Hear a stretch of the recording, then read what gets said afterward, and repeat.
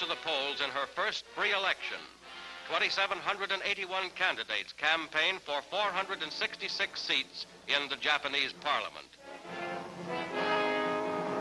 In Hibiya Park, a few days before the voting, a crowd of 10,000 listens to left-wing speakers who are opposed to the conservative Japanese cabinet. They tell the people that the government, led by Premier Shidehara, is not democratic enough to carry out General MacArthur's program of reform. They call for a protest march on Shidehara's residence, and the crowd breaks into an angry chant.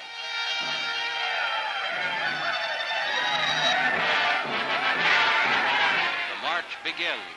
Left-wingers, union leaders, and Koreans are predominant in the group.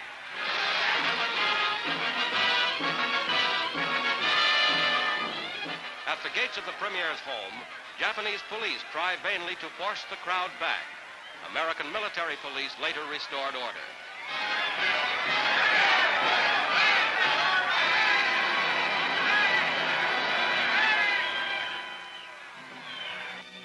Next day, Premier Shidehara meets the leftist representatives, who demand his immediate resignation.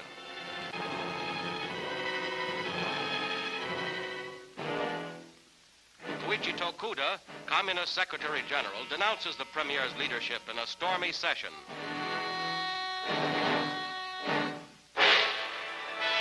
But on Election Day, the voters go to the polls in orderly fashion.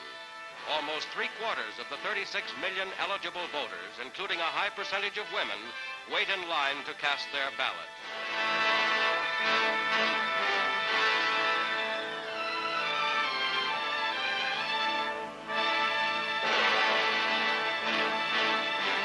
Voting procedure follows democratic methods, as ballots are distributed and marked in privacy.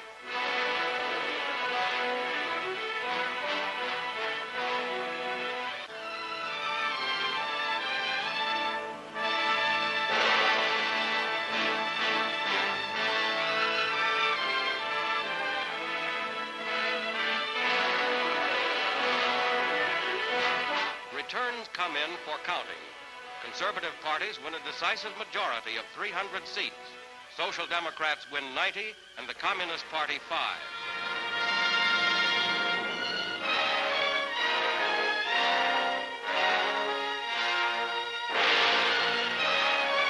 In Tokyo, crowds follow the election returns.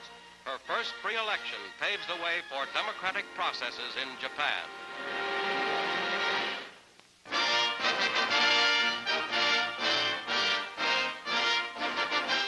Douglas MacArthur enters the first meeting of the Allied Council for Japan, composed of delegates from the United States, Britain, China, and Russia, who will advise the Supreme Commander on occupation policy.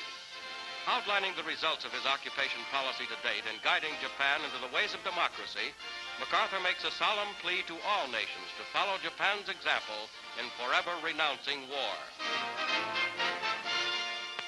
I therefore commend Japan's proposal for the renunciation of war to the thoughtful consideration of all of the peoples of the world. It points the way, the only way. Such a renunciation must be simultaneous and universal. It must be all or none. It must be effected by action, not words alone, and open, undisguised action, which invites the confidence of all men who would serve the cause of peace. The present instrumentality to enforce its will, the pooled armed might of its component nations, can at best be but a temporary expedient so long as nations still recognize as coexistent the sovereign right of belligerency. No thoughtful man will fail to recognize that with the development of modern science, another war may blast mankind to perdition.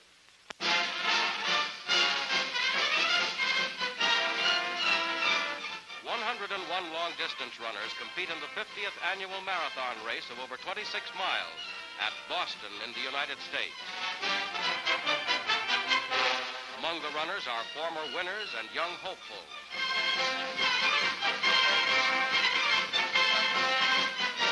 Through the suburbs of Boston, the runners make their way, and all eyes are on courageous Stylianos Kyriakides of Greece, who passes last year's winner. Kyriakides goes on to win in 2 hours, 29 minutes, 27 seconds, and gain the laurel wreath.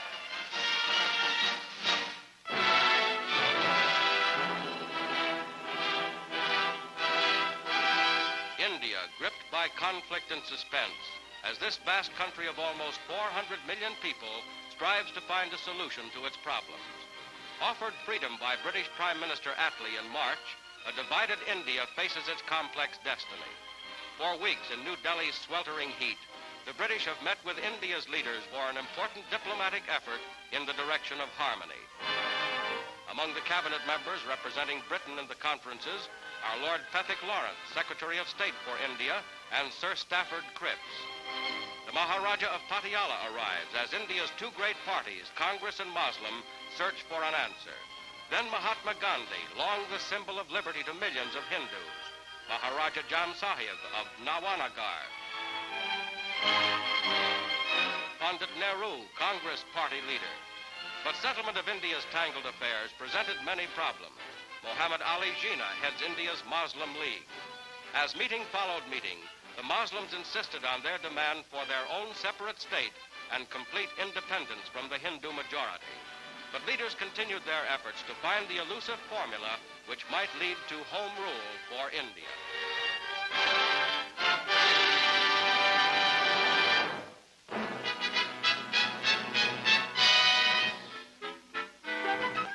With new automobiles beginning to reach the public, America's highways will again be jammed with cars.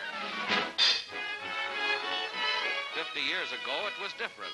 Today, the automobile celebrates its golden jubilee, and note the changes in automotive design. 1903's rakish models made the neighbors gasp and scared the wits out of a family dog. On Sunday, the boys took the girls out for a ride, and this rear door made a good emergency exit when the engine burst into flames.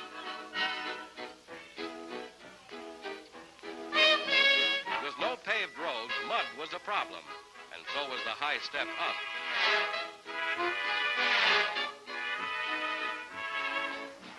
In those days, father was the self-starter, and this is the back seat, not the second balcony. All the passengers got a good shaking up.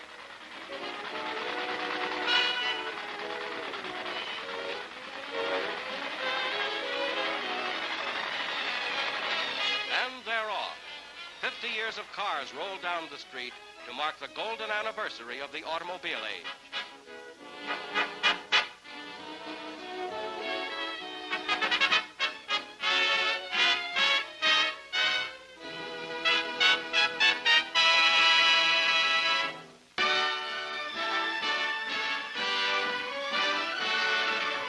President Truman meets with Secretary of Agriculture Anderson and Director General of UNRRA, La Guardia.